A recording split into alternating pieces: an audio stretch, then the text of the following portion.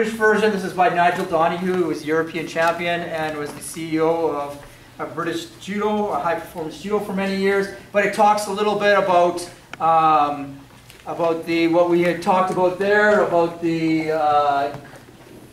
contest management and how different things work together. It's another version of it.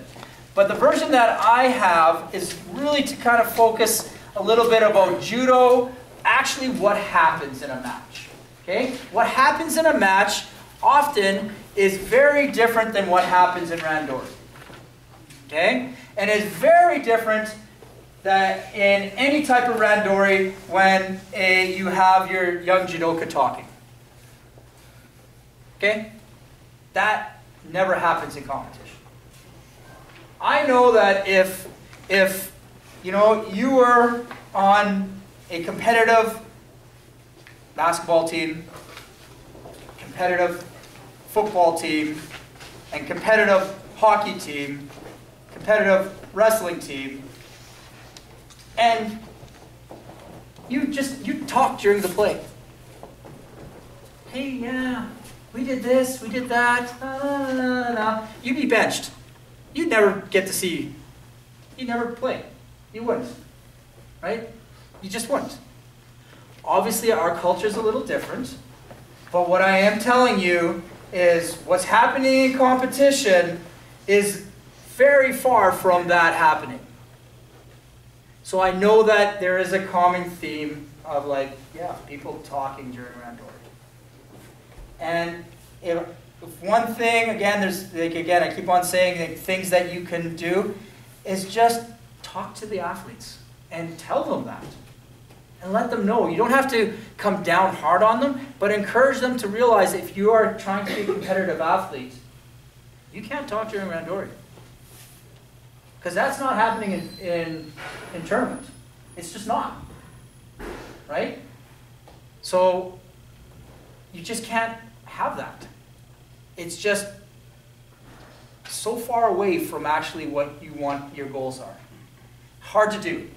I know many cadet national champions that talk during randori. I know a few U21 national champions that talk. Okay? I even know a girl who came second in Paris. Trevor knows who I'm talking about too. Who talked during randori? Okay? The person that came second in Paris and talked during randori, her talent level was this high. Never made it to the Olympic Games. Right? Right? Talent. Second in Paris. Grand Slam. Couldn't make the Olympics. Well, it wasn't a surprise to the coaches. I was one of the coaches. So, I don't tell you to lecture the kids or hear, but please just keep on that come on, hey, no talking, no talking, no talking. Or structure it sometimes that they're working so hard they can't talk. Right? Structure it so the randoris are so challenging that they can't talk. But, okay, when we look at this Alberta, Judo Alberta Hajime Mate model, you just think, Hajime, grip, action, attack, mate. That's what happens in one version or another. That's what happens, right? Hajime, there's movement, there's a grip, boom, there's an action, there's an attack, there's a mate. And that could go from anywhere, from 7 seconds, okay, for each one, and it goes to 21 seconds, it could be 5 seconds. Okay? Hajime, grip, attack. Okay? Yeah. Happens 5 times in a row. Shido. Right? This is like a tactic. This is a plan. Right? So we have to understand this is what tournament is. And in that period of time you have to apply your judo against many different ways. The person that just constantly attacks, now, thank goodness for the newaza, if you're in that one that person grips here, attacks, you grind him in newaza. And then you get 1-1 with your attacks. Thank goodness. Right? So there is ways of countering this. But there's also that physical part of it. Okay? So again, The hajime, that's the start. Okay, the grip, that's the control or defense, depending on if you're being attacked or you're doing the attackment. The movement or the preparation, the person's moving you or you're preparing your partner. Okay, the attack, which is you're being attacked or you're attacking. Then there's the transition. Oh, you're scrambling or you're on top. Okay, you're defending or you lost in newaza. Right? Like that's happening. And I've seen a lot of reports, like the British before the 2012 Olympics, they kept tracks of this. And like some of these segments, so let's call the segment in a match, right? Some of those segments, some of their athletes, there's a 40-second segment, you know, where it was just like, yeah, lots of different attacks, both here like this. Some were 20 seconds. So even though I'm saying this is what happens, those segments can vary. It could be 5 seconds this time, 20 seconds this time, 40 seconds this time, 5 seconds, you know. So these segments happen, but it will follow that type of pattern. If you think about really what's happening in a judo match, right?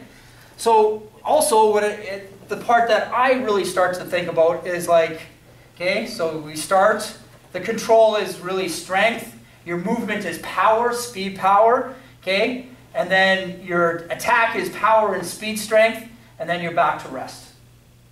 Okay? Repeat, repeat, repeat, repeat, golden score, repeat, repeat, repeat. And the big thing is, again, you have to be able to build up, okay, all of this endurance, right? You will, if you read enough about physiology and training and all this, you have to realize that a lot of theory in training is not based on combat sport. Okay? Most theory on training is based on cyclic movements. Okay? And especially track and field. Like track and field, you run 100 meters, okay? Rest for 5 minutes, run 100 meters more. Get 100% rest. That happens never in judo. Unless you throw for any pond in the first 5 seconds. Oh, yes. Awesome. Right? That doesn't happen. It's like, all right, run 100 meters, get 5 seconds rest, run 100 meters again, 5 seconds rest, run 100 meters again, 5 seconds rest again. That's what we have to do. If your judoka is not prepared to do that, and we're not talking about just doing judo, we're talking about physically, it's going to be very hard for them to beat somebody that is physically prepared to do that. It's the honest truth. That's why when you see, like at the Olympic Games, like there's not as many scores as you wish there was in judo. It's because you got basically two Usain Bolts competing against each other that are so equal physically. And then now they've been fighting on the IGF tour and they've watched every single video of that person. They know when you move there, you're going to do this and do that. And when you're at the Olympics, sometimes it's not the best judo because it's been so scienced and such great, you know, like details on. Okay, I will tell you the truth. For me, when I had to beat Japanese, my match was not to fight judo. It was to break their judo so that I can beat them. It wasn't to like, hey, let's see if I can throw you with Uchimata. And maybe you can, no, they will throw with me Uchimata. So I'm going to screw their judo up so bad and be physical with them so bad that maybe, hey, I'll get lucky and I'll beat them. Right? It happened a number of times. But by winning the loss against Japan, I'm like 10 losses, 3 wins against like top level international players. But you have to screw up your judo. That's all about physical. Okay? So when we think about that, grip, strength, action is power. Right? It's not just light, it's power. It's open. I asked Janusz Pulowski, describe judo, one word. You know, everybody here, Janusz, great soundegi, beautiful technique, coach of Jessica Klimkate, you know, known as one of the most technical coaches in the world. Power. That was his word. Judo, power. Because he knows that without power, you won't be able to develop judo. You won't be able to develop the explosiveness needed to throw at a high level. Okay? So then your attack is power and speed, strength, and your rest. Okay? After 3 or 4 segments, okay, a lot of your power will start to deplete. Then we start to go more strength endurance, power endurance, and speed, strength, endurance. And with all that means, it still means nothing because you still have to throw the person. You still have to explode when physiologically you're not supposed to be able to explode. There's not anything in your muscles that's going to allow you to explode. But you still do it and it still happens. That sounds way different than training for track. Okay? That sounds way different than what we traditionally think. Okay? So when we talk about strength and fitness and everything like this, I've said I started after nationals because I looked at our team at nationals, and trust me, I love all of our players. I respect all of our players. I respect that they put the time in. I respect the fact that they come out and they're brave enough to step on the mats at the national championships or any championships. I have that full respect for them. But I also want them to be the best version of themselves. That's it. I want them to be the best version of themselves so that they can compete with confidence. That means, and I've said it since that nationals, my observation is every judoka that is going to the national championships should be following some strength and conditioning program of some sort. Okay? And that can look like many different things. Okay? But it has to be something. And it has to be also focused a little bit on judo. Okay? You okay? You know, and done are the days is that we're only doing judo, and also understanding that there's a lot of restrictions for our judoka. Okay, which the restrictions are going to be time.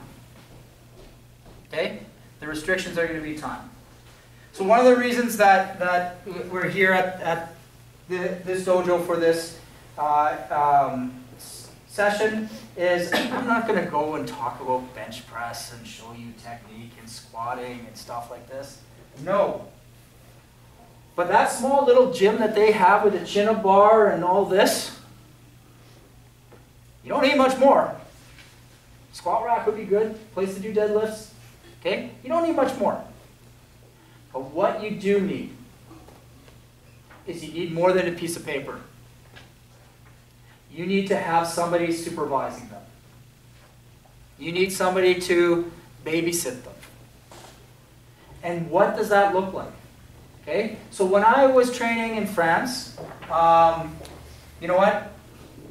I really found it like crazy. Like when I was training with the national team, I did my weight training in the morning, did my technical training in the morning, and did randori sessions at night. But then when I went to France, and one of the stronger clubs in France, they're doing these crazy circuits like before practice. And then they're doing a 2-hour practice after. And that came down to just like, hey, it is not the best optimal time, but it's the only time that they could do it. It's like, did their weight training before? Did judo after? Yeah, you know what? Their weight training and their circuits and everything, their results are going to be worn down a little bit. Because they're not being able to like replenish and get as much nutrients and everything and rest in between the sessions. But it's still better than not doing it. So, finding the time. Do you have the ability to have a little weight room in your dojo? Great, you do. Can you have separate weight training and judo program? Yes or no? And if it's yes, great. If it's no, can you afford 30 minutes before? I would rather before practice than after because everything's gone out by after. Before, can you afford it? And then have a little rest time and then they go on to their here. Can you like find other ways to get the strength training done? Are you good at teaching the strength training? Do you have somebody that writes a program? Yeah. I come from, I talk about Montreal. I tell you, when I went to Montreal, I wrote programs for myself. I wrote programs for national team members. Sensei Nakamura didn't know anything about strength training. He knew about judo training and physical training and stuff, but not strength training. So we had to find our ways, but we're grown adults. We're talking about kids we're working with. They need a leader. They need a leader. And whatever that looks like. I will tell you right now that, you know what? Spend $1,000 of your club budget and get a strength trainer. Get a strength trainer.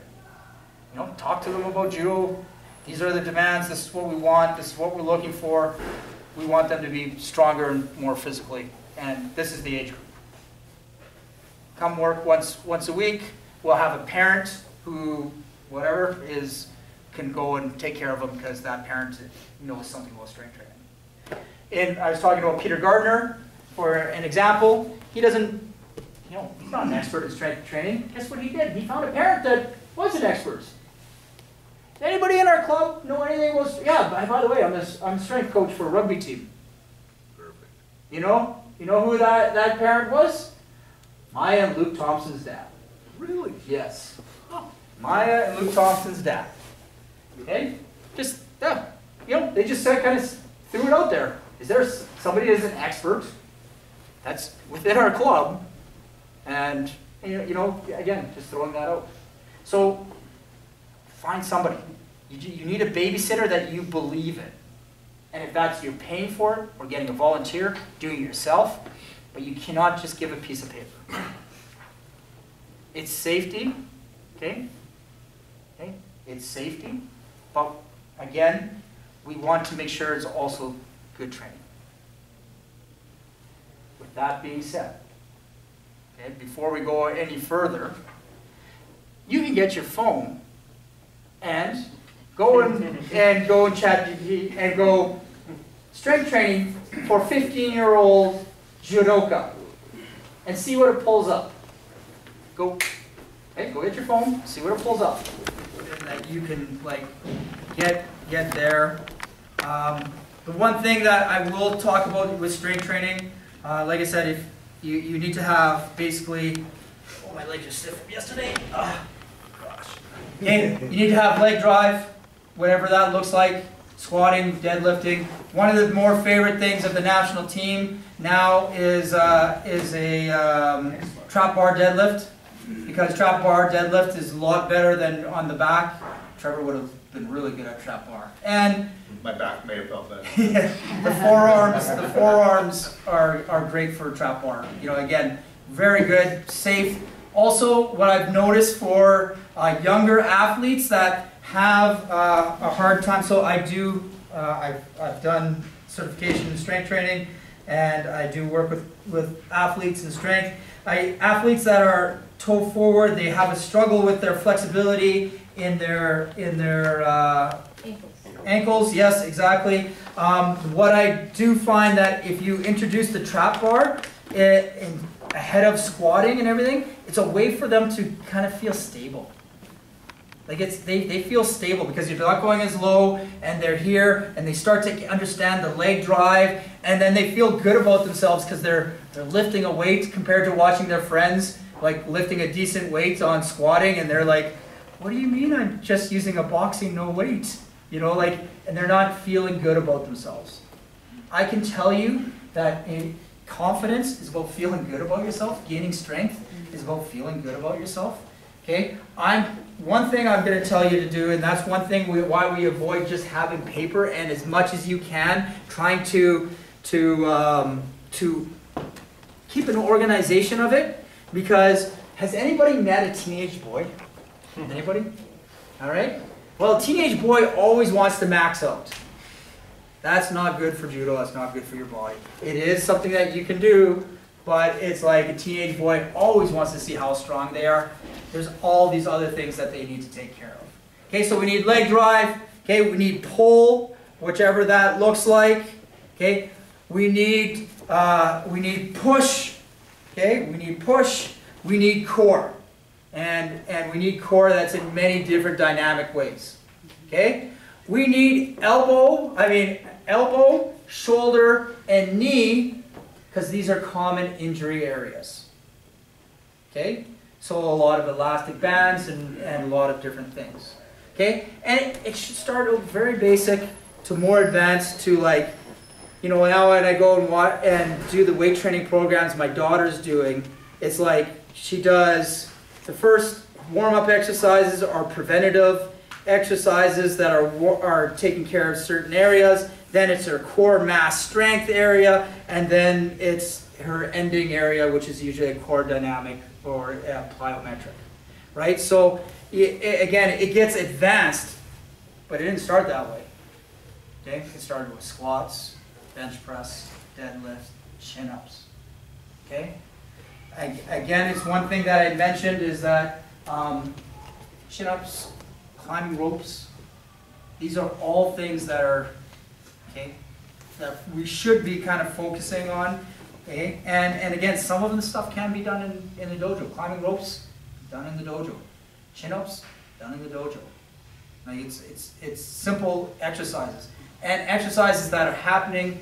If you go to a lot of big dojos around the world, after practice, ropes are happening and chin-ups are happening, and just going at it, right? So these are like some basics, but again, it should be directed.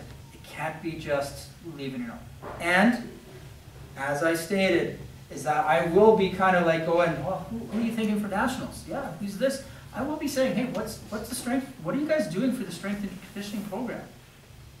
Like, I'm serious. Like, we need to be stronger, physically, more powerful. Okay, we need to do this. And yes, the 13-year-old's weight training program is going to look different than the 18-year-old than the 20-year-old, right? But they should be doing it. They should be doing it. Also, within all of this, North America in general, we are terrible in our ABCs. We are terrible. And like, if you go and talking to other countries and how gymnastic-y they are, we don't spend enough time doing gymnastics. We don't spend enough time cartwheeling, rolling, handspringing, you know, jumping over your partners, doing all these things. Okay? One-legged stuff. Okay? We don't do enough. We, like, literally, we do not do enough. Okay? We need to really think that when you're doing your warm-ups and your stuff, that you should try to throw some gymnastics in there at some point as a constant. Okay? So part of what I'm doing with my strength training group hey, you know what? Do a quick warm-up and we're into gymnastics. That's their warm-up actually for their weight training. Which is all right because we're doing gymnastics with it after they're warmed up a little bit, more plyometric type of exercises and everything. But again, there might not be time to do it in judo, so I'm going to find time to do it somewhere else. But gymnastics, guys, like it needs to be doing things. Like ones that were hanging out with Tommy for the last 2 summers, like it's ridiculous. Like, I'm sorry, Denmark is not a high-level country, you know, but their ABCs are like miles apart, like miles. Like it's like, oh my gosh, what do you mean you can do a cartwheel over a partner just using your shoulder and here, like, you know, like again. But it's really just a matter of practice and doing all these little things, doing all these little gymnastic tricks. Okay, so again, I will encourage you guys to really think about your ABCs. And when I think about the ABCs, I'm really thinking about like, hey, try to at least 2 days a week. Okay, 2 days a week, get the gymnastics into your program. So, like, again, should find a way to put it in. I do it as a warm-up on a Tuesday, and it's part of always my Thursday practice.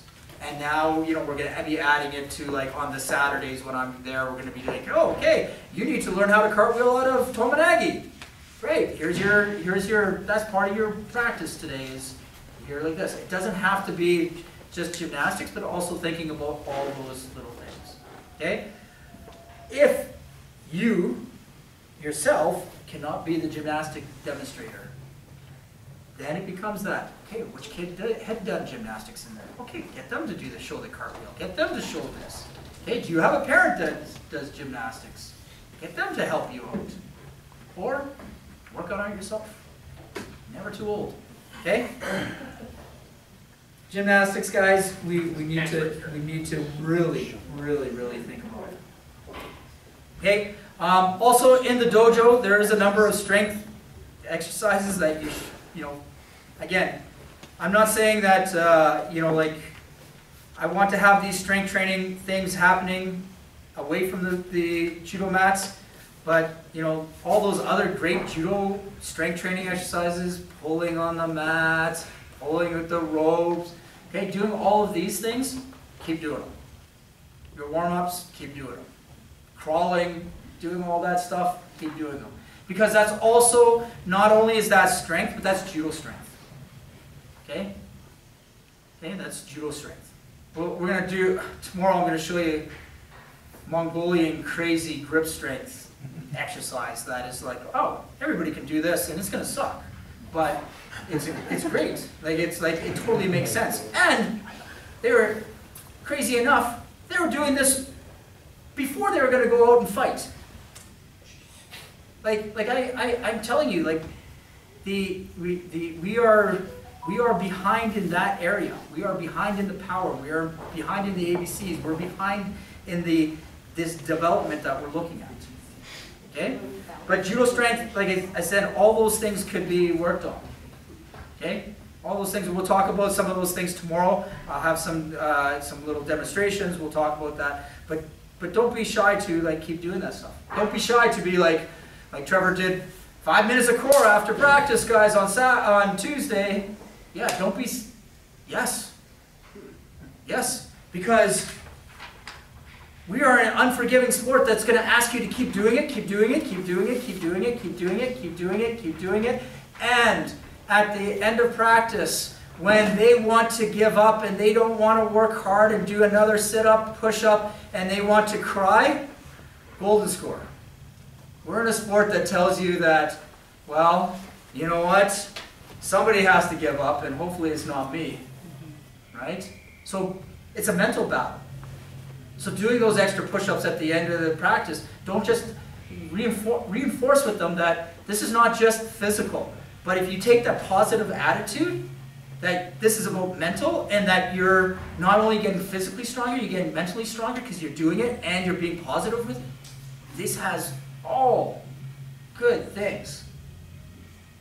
And if your kids never do a competition in their life, you're building champions. Right? Because you're talking about positive, your strength, you're giving them all those things, and you give them a good workout. Right? So, again, thinking about what we see as a champion. There's a champion in the sport, but we're trying to build champions just as people. Okay? In the package here, like I said, paper programs, everything that I just told you, like, not to do, okay? But again, just they're paper programs that are basic paper programs. But you know what? Paper programs are if you go to where I'm strength training and I'm with my group, I paste the paper program up there, but I'm there, right? They have to follow the paper program. But what I'm telling you about the paper program is it can't just be the paper and let them do it themselves.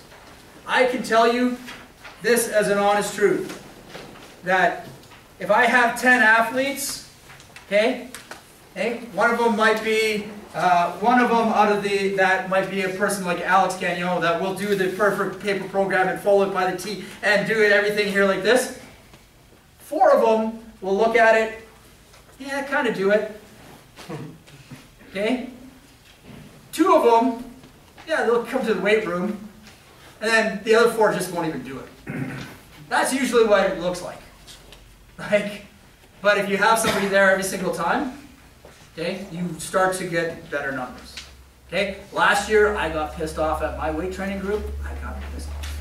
So we did physical testing in January, and then I basically spent 5 minutes yelling at them about, not yelling, but lecturing them about, I want you to write down every single weight that you lift when you're upstairs. And amazingly, every single kid got stronger and more motivated just by keeping track of it and writing it down in a book, not on their phone, in a book that was there, and they had to get it every single time and write it down and go through that moment of writing it in front of their friends. I just got stronger. Okay? Guys, like it really is. And then if you can have it in a group, this is even better. A group setting. It's the best. 3, 5 people. You know, it's socially, again, it could be 10 people. Socially, it's great. Competition is great. Okay? Camaraderie is great. Teammanship is great. And you're doing this over and over again. It's a different environment than the judo mats. I learn more about the athletes in the weight training than I will ever learn at any other time. I'll learn about their school, their boyfriends, their girlfriends, their every single what's going on, because they're free and they're talking. I don't know, I'm not supposed to listen to all their team talks, but as I'm a coach, I need to know what's going on in their lives. But you learn a lot about them just during that time. Where on the judo mat, work, work, work, work, work, work. You don't get to have that person, you know, energy.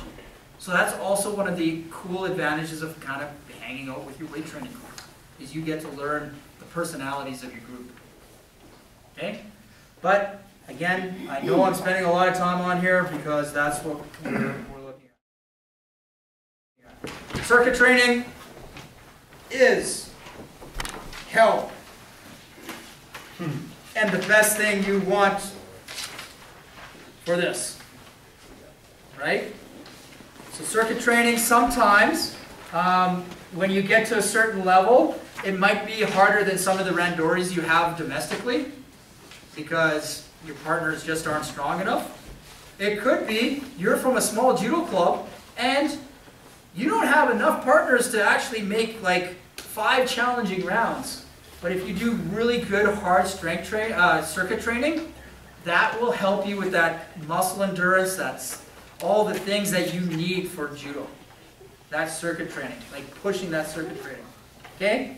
So again, these are very simple circuits. These are not killer Andre Sadej circuits or circuits that, you know, in general will make you puke.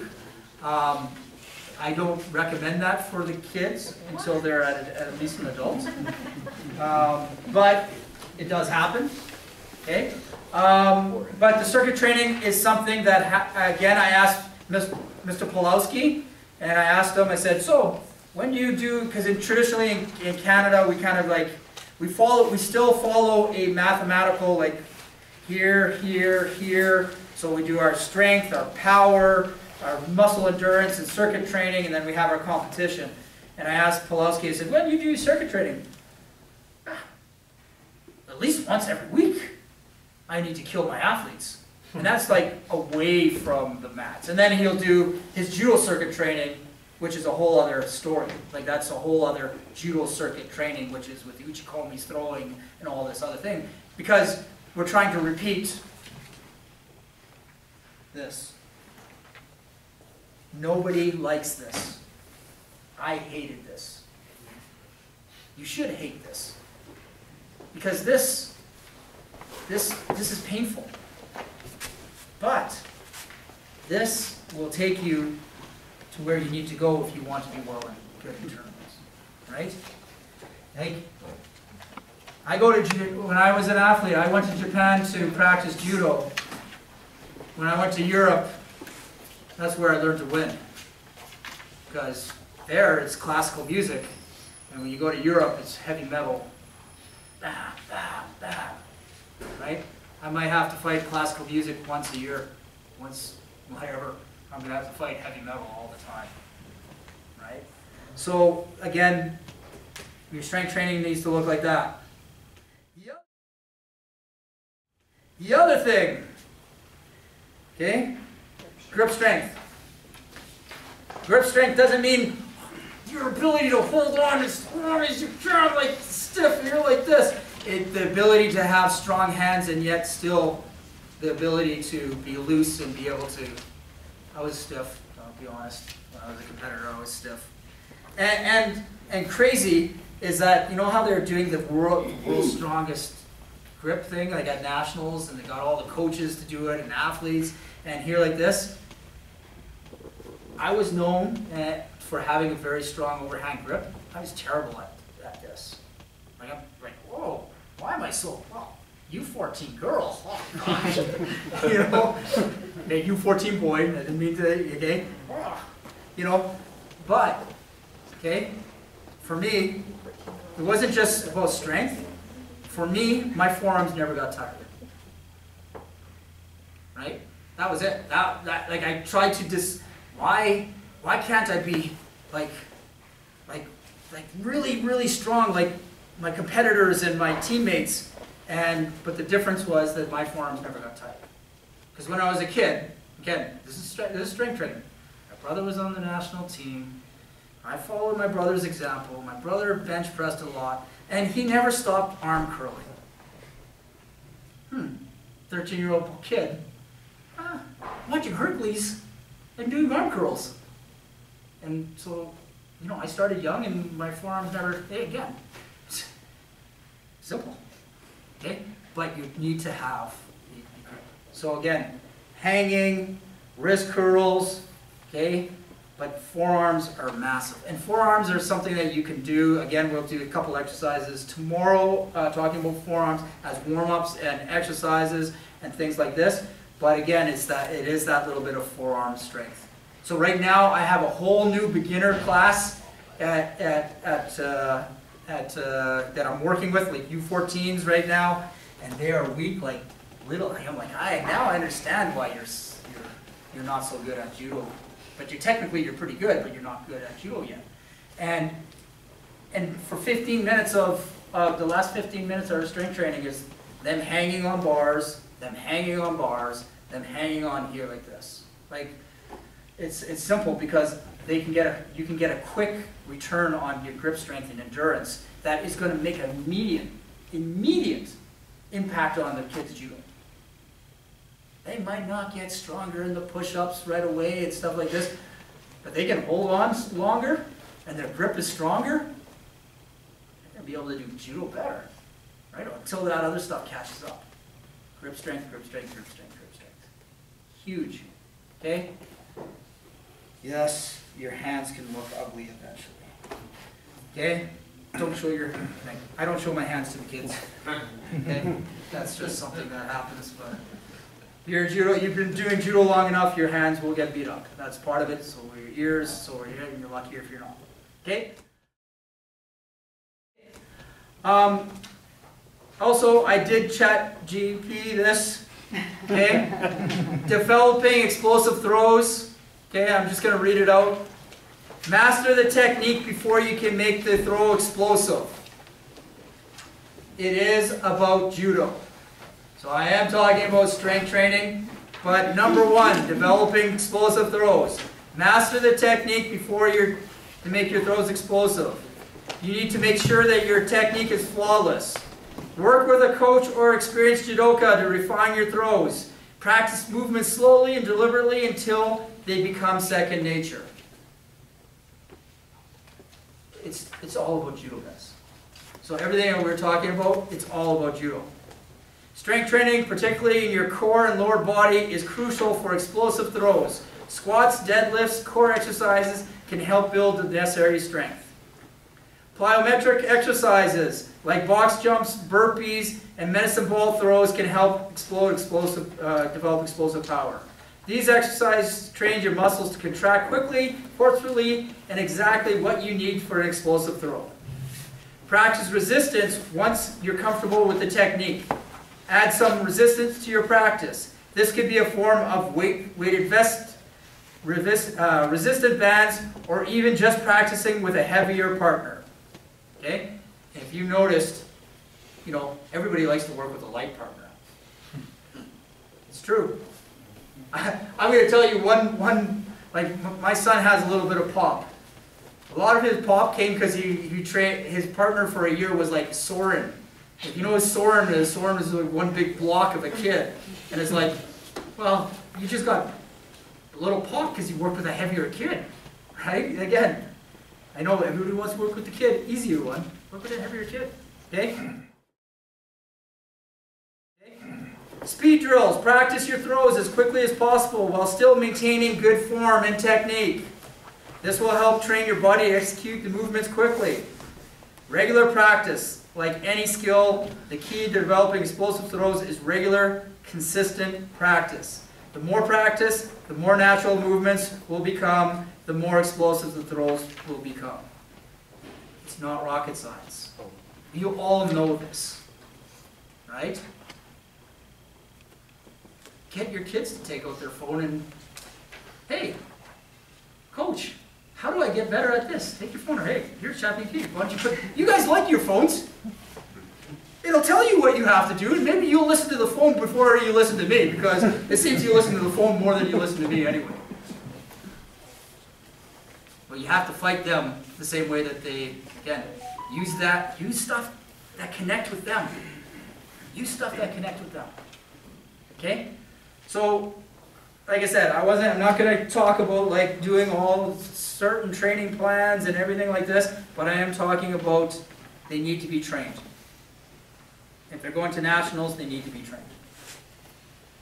And I'm dead serious when I'm telling you that if you're sending athletes to nationals and they're not doing that work, you're not doing your job as a judo coach to get them ready for that tournament.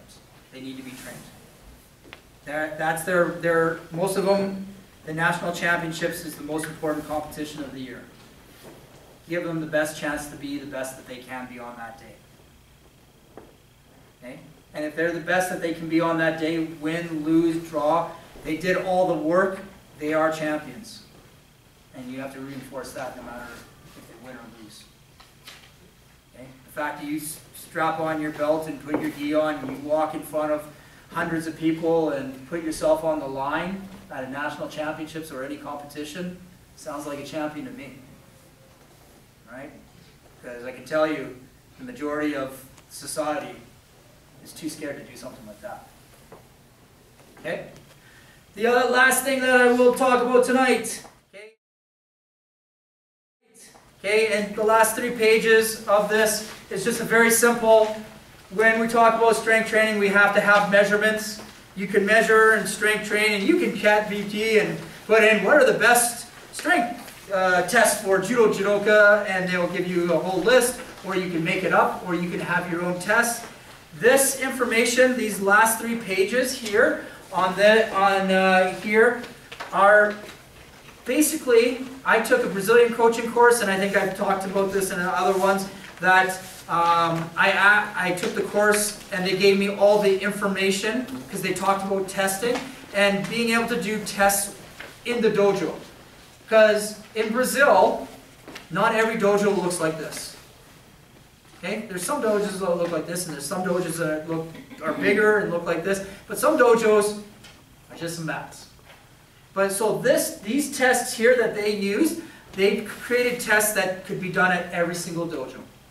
You didn't need anything special, really special. You didn't need a bench press, you didn't need a squat. And it's a way of them kind of figuring out the minimums that they need to like have a fit or a strong athlete, right? So again, you know, the judo specific test, which takes a timer and everything, and there's videos on that. Okay, that's a throwing test. The horizontal jump, so you're just jumping from here to there with a measurement. The judo gi hold, just here like this, holding your judo gi. Okay, the judo gi chin up, again, talking about the grip and everything like this, and the 40-second uchikomi. Okay, Judo Canada has a whole barrage, a whole big testing that they do for their group and everything, but it takes a little bit more. I also do like the beep test. Okay, I do like the beep test. I do not like wall sits. Even though we did wall sits and I tested wall sits, I do not like plank hold. Okay, there's a lot of things that I don't like that are just so easy for kids to cheat. Okay, and that's okay. The other thing that actually, Sensei Lori, we were in BC and we witnessed the Judo BC testing, which was fantastic. They did really good, but they like to compare athletes to athletes, and I don't like that. I think if you do testing, you make sure you're comparing your athlete to the mirror that they're looking in every day, because it's about them, and they'll talk about their own results between them. You don't need to point out somebody doing this, because their push-up, their chin-up, their whatever could be way different than what you were doing. But if you're doing your chin-up only like this, and your coach is telling you to do here like this, well, at least when you do your numbers, it's your numbers against yourself, right? And then they could have the argument, well, I do the full chin-up, you suck. That's good. They're teenagers. They should be talking this way. That's 20-year-olds. They should be challenging themselves. But I've been involved in some major crazy testings. Trevor's been involved in some major crazy testings. We did testings with this with this Polish guy, Kalusha, and he was like, okay, whatever weight you are, okay, you're going to do as many reps as you can with that weight, squat or bench press. Yeah. Fraser Will goes and friggin' does like. I actually looked at his results the other day because I was looking at testing. Oh, 60 kilos. Oh, you did like 80 squats. Oh, that's fantastic, Fraser. Oh, great. You know, you did 30 bench presses with your body weight. That's fantastic, Fraser. Great. That was on Saturday. Well, it was another 10 days until he could function again on the judo mats. Monday was an absolute, yo, and I can't move. You know, I think everybody that did that testing, Trevor himself, everybody that did that testing, we can't move. Like, that's not what testing's about. Testing is about... Terrible trainer.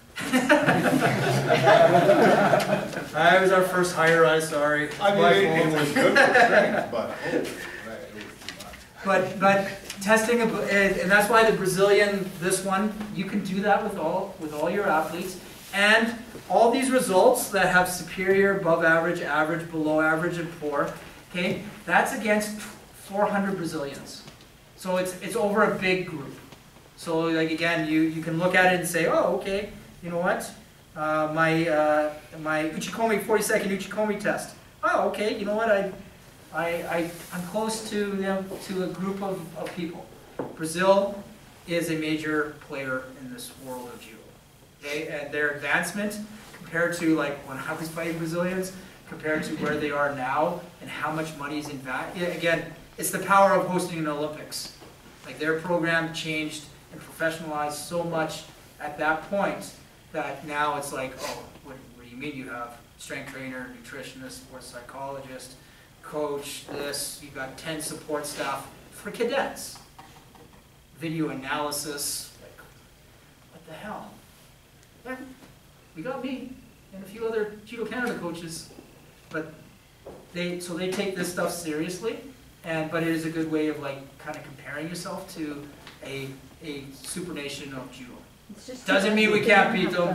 Doesn't mean we don't beat them. Yeah, they don't have the weight divisions though. It would be nice if they separated. Yeah, it's the only thing it's missing. I can ask. You know what? I'll send him an email. I'll remind me. I'll send him an email. He probably has more information. Very like a 60 kilo to a plus 100. 100%. Very different. 100%. 100%. So I'll actually look into that because I'm sure they have. Like again, the one thing also about a nation like that is they have a lot of people writing papers and doing a lot of the tests there. Okay, so that's today, guys. No. Before that, okay, like a bow system. Yes. Bowing. Yes. Because everybody coach know. You gotta go back every time you guys know how they bow, how they bow in. Because to me, well, we are push hard, our club. But the other clubs, I don't know. Sometimes I go there, they were not, nothing like, you know, about Etiquette. Yeah, so I don't know about you, how they teach in the coach plus this, that. So it's important. You start judo, you have to know how the bowing, how do you proud and this, to you know. But to me, but sometimes like club, some parents complain to me, why you do that? Because the sports was judo, to bow, this, the plus. Another thing is I say, I don't want to say which dojo or which place, but they have religion to know we cannot do that, this. So if you don't can, you go there. Don't come back. But I don't know what's your opinion to do that. Two things. First, and it brings me on to another point which I'll talk about quickly. Bowing is part of the sport. And again, it's something that I talk about with a lot of the kids is not just bowing, but the treatment of your judo gi after practice, not just throwing it into a bundle and not taking care of your gi or not washing your gi and all the etiquette that's important to judo. Like again, if there's a kid that comes to judo and their judo gi is smelling and you know it, you have to mention to them to clean it. But bowing is very important to our sport. It's the respect factor. It's all of those qualities of judo that are important. With that being said, we are also an inclusive sport. And if it is something that is against their religious beliefs, that is something to have an individual talk to them with and exploring that. But not, for me, not expelling them from the judo club. Because again, we want to have an inclusive environment, whichever that is, whatever environment that we are creating, we are trying to create an inclusive environment. And one of the great things about our sport is we take everybody, right? You know, we take everybody. Race, body size, religion, sexual orientation, whatever that is. We take everybody, and we should. We should always explain to them that bowing is part of our sport, and we want to go forward. But I will 100% agree that our kids' bows suck in general. Like they do, and we should try to get them to take that time to fix their judo gi, take that time to make sure that everything's proper and that they're doing that. And it's a good thing to be thinking about. Yes, you had a question? I do. Well, a point, perhaps. So, if you have an athlete or a family say, "Oh, we can't do that for this reason or that reason," judo's practiced in probably every country on the planet. So it might be worthwhile showing them some footage or showing them that where they come from or similar countries where they come from have national teams, have competitors fighting in the Olympics, probably. And they're bowing. So if they don't have a problem with it, probably the family is just misinterpreting. Depends, those kinds of situations, that's why I say everybody we have a like coaching course, this. You have to teach them to write, right? Doesn't matter, you're Olympic athlete or whatever. But I mean in terms of dealing with the objection, oh, I believe in the spaghetti monster, I can't bow to people. Okay, well there's a lot of those people that do judo and they bow. I mean, that might be a particularly bad example. Well, now these days, sometimes, okay, like timing is a different system, but I'm getting older, judoka or not. But I don't care. But I don't want to be seen the other place, see in the judo club or whatever. Somebody this, that, should coach gonna teach them to, it's, you know, but I cannot do that. Somebody dojo, hey, you kids, come over here, you bow. No, that's all dojos. And so, you know what, this summer we visited a dojo, you know, an Olympian runs the dojo, and there's no bowing. Like there was no lining up and bowing, and no bowing out, but you know, there's bowing before the randori and stuff like this, and each person is also going to interpret judo, and coach is going to interpret judo in the way that they interpret judo.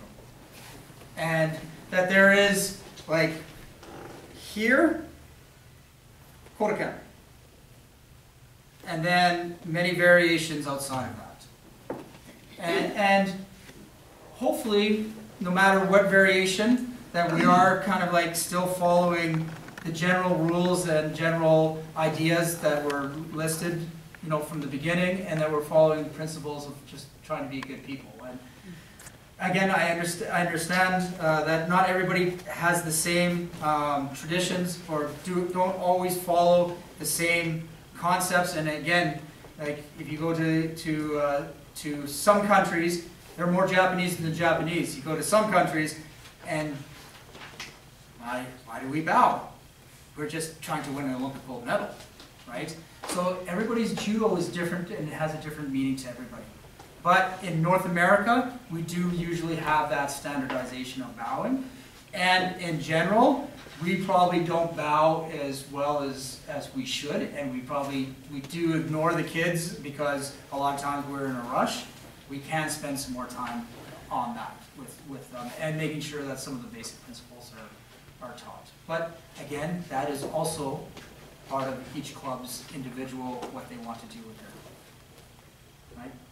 So I know that at the Judo Alberta level, again, we do bow, we do follow the basic principles, and I will tell you that I do run a few practices that, yeah, we don't do a formal bow. Like a lot of my technical practices, we don't do a formal bow. But I can tell you that on a Wednesday night at the Kodokan, if I came in, all I do is I bow into the dojo, and I bow out of the dojo, but I don't have to do a formal bowing. So even, you know, even at the Kodokan, there's different principles and different ideas for different groups. So the important thing is, though, there is the respect to the sport and especially your partners.